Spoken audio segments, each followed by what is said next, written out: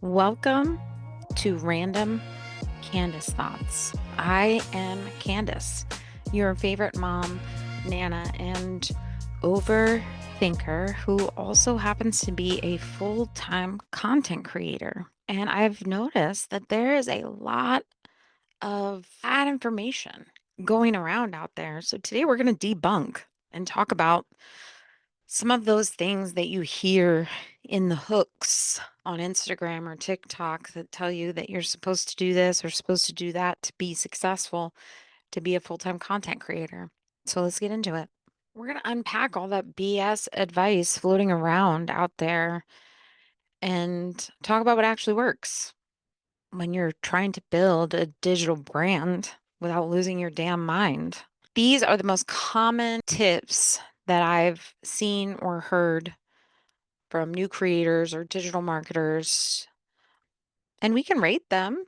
So if you've ever felt overwhelmed by all of these algorithm propaganda and paranoia, this is for you. Let's start with you have to post 3 times a day to grow. This one I would say is probably around an 8 because what you want to do is create a consistency. Another big question. What is consistency? Consistency is what you make it your level of consistency because you need it to be sustainable. And if 3 times a day is too much for you, then you focus on 1 time a day or maybe once every other day. But it's your level of consistency. With that being said, the more you post, the more you will grow. Tested and proven, the more you post, the more views you'll get. The more views typically leads to more followers.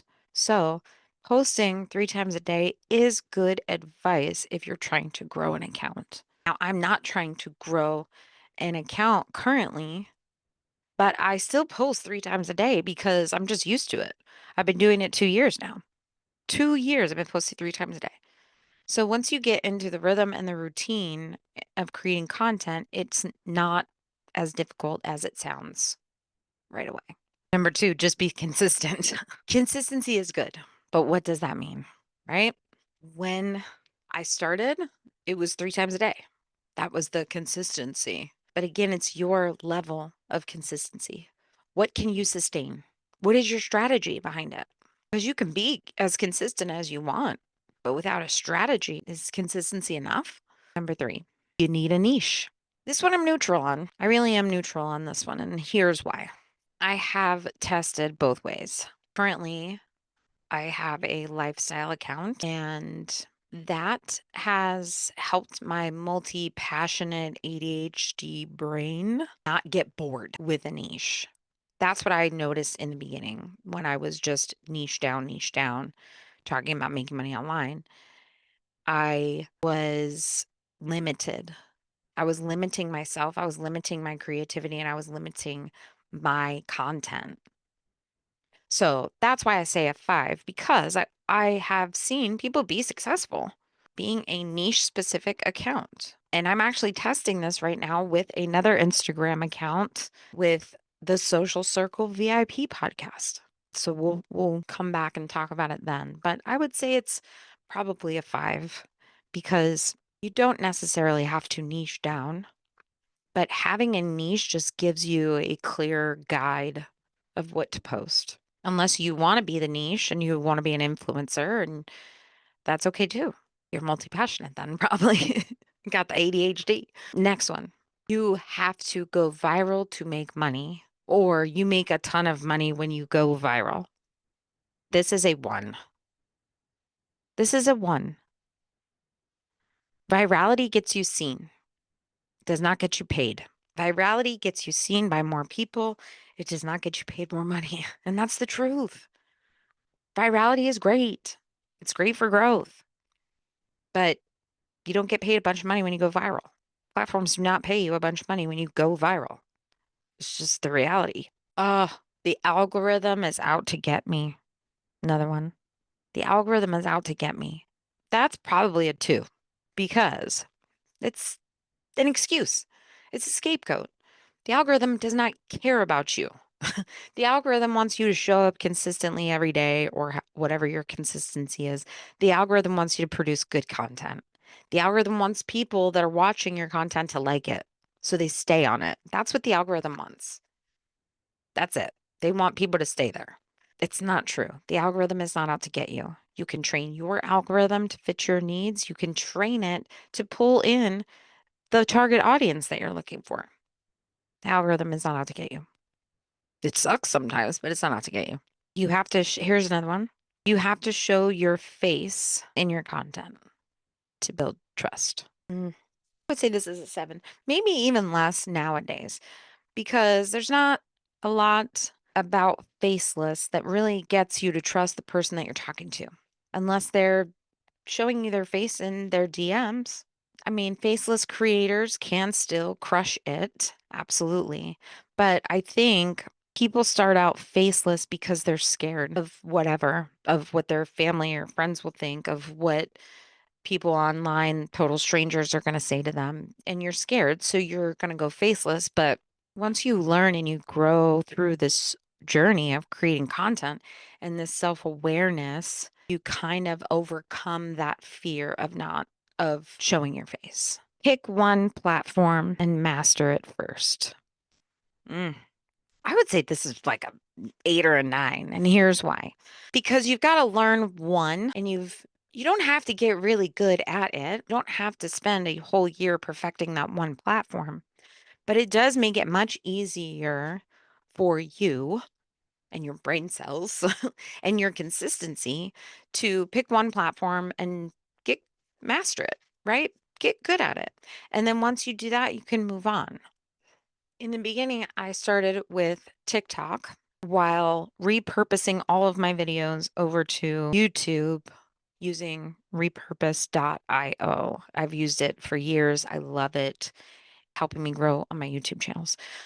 So I would have everything go from TikTok to YouTube and Instagram, I believe, in the beginning. I mean, I got okay at TikTok. I was a master at TikTok. So I kind of went away from that and I moved over to Instagram. Then I got okay at Instagram and I went back to TikTok because it had changed a little bit. So it's constant learning. It'll help you not feel so overwhelmed.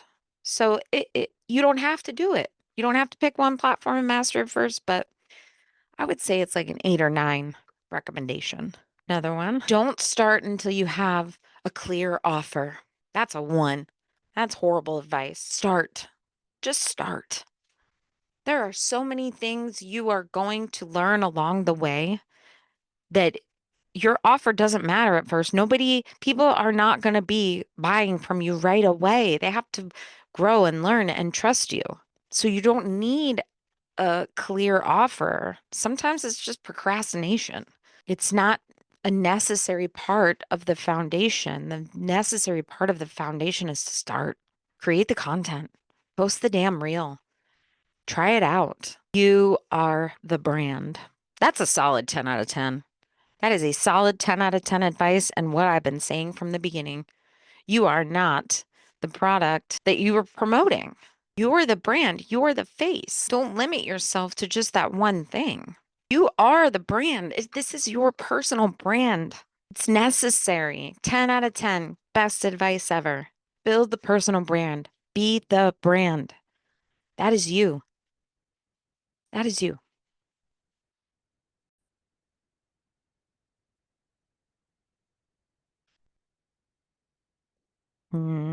Using trending audio. That's like a 5. I'm neutral with that. And here's why. You do not have to use trending audio ever. You never have to use trending audio. Use audio that relates to you, that your audience will relate to, that they'll feel something when they watch your reel, when they watch your post. It's not a waste of time to use trending audio, but use it wisely. Don't pick the number one top thing with 365,000 other videos behind it. So use it or don't. Trending audio, it's not super huge deal. Hashtags. Hashtags are another one. Use hashtags. It's good advice, I guess, but don't make that your whole strategy. I'd make that like a 2 in the advice department. That's an easy one. use hashtags, whatever. You can use hashtags, but you don't have to, especially on Instagram. I use hashtags on Facebook. I use hashtags on TikTok, but I don't even use them on YouTube. So hashtags, solid two, maybe. Don't mix business and personal.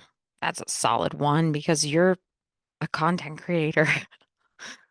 You're a content creator. Your business is your personal life most of the time. I mean, you're not giving in the deepest, darkest depths of your soul, but you're sharing your life and it's personal. That is going to bring me into Oliver's Light segment. And Oliver's Light is in remembrance of my grandson who was born sleeping in January. And that was very personal, but I had to share it with my audience because my business would suffer because I was not in my content. I was not in the right place to create funny, relatable lifestyle content after my grandson passed. So sharing your business and your personal life is it's hard to not mix those when you're a content creator, like in the real world of creating content when you're not fake. And Oliver's Light is my constant reminder that even in the middle of mess, personal life, right? We still get to choose how we show up. We don't have to be perfect. We don't have to have a niche to make an impact. You just have to keep going. Just keep swimming. Whether you're tired or grieving or emotional, you're still here. And that's what Oliver's Light reminds me to look for. Thank you for joining me on today's episode of Random Candace Thoughts, where we rated the most common new tips for creators and marketers. And I don't want you to feel overwhelmed by all of the content rules, all of the Instagram gurus. Just be you. Just keep showing up as the human that you are. And make sure that you share this episode with a friend that needs to hear it because this is solid. If this episode made you laugh or feel seen or whisper, damn, under your breath, make sure you subscribe, make sure you leave a comment, and I will see you next week for another episode of Random Candace Thoughts.